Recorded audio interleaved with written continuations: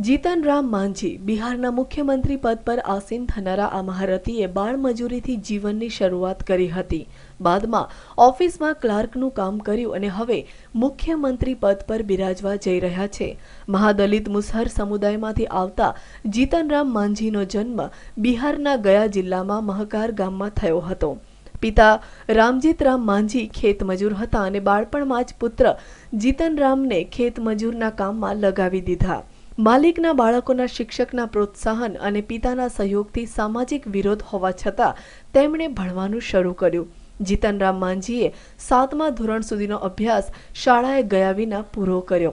બાદમાં હાઈસ્કૂલમાં દાખલો લીધો અને 1962માં મેટ્રિક પાસ કર્યું। 1966માં કોલેજમાં ઇતિહાસના વિષય સાથે સ્નાતકની ડિગ્રી મેળવી। પરિવારને આર્થિક રીતે મદદરૂપ થવા માટે તેમણે અભ્યાસ છોડી દીધો અને એક સરકારી ઓફિસમાં ક્લાર્કની નોકરી શરૂ કરી દીધી। 1980માં નોકરીમાંથી રાજીનામું આપી તેઓ રાજનીતિમાં જોડાયા અને બિહારના દલિતો માટે કામ કરવાનું શરૂ કર્યું। તેમના પ્રયાસના ફળરૂપે જ દલિતો માટે બજેટમાં વધારો થયો। વર્ષ 2005માં બિહારનું કુલ બજેટ જેટલું હતું એટલું જ બજેટ આજે માત્ર દલિત સમુદાયને ફાળવવામાં આવે છે। મહાદલિત આયોગની રચનામાં તેમણે મહત્વપૂર્ણ ભૂમિકા ભજવી।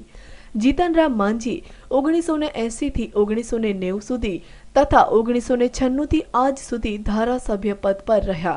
1985થી 1988 અને 1998થી 2000 સુધી તેઓ રાજ્યકક્ષાના મંત્રી પદ પર રહ્યા। 2008માં તેમણે કેબિનેટ મંત્રી બનાવવામાં આવ્યા। નીતિશ કુમારની સરકારમાં અનુસૂચિત જાતિ અને જનજાતિ કલ્યાણ વિભાગના મંત્રી જીતન રામ માંઝી હવે બિહારના મુખ્યમંત્રીનો તાજ પહેરવા જઈ રહ્યા છે। Bureau report, news online.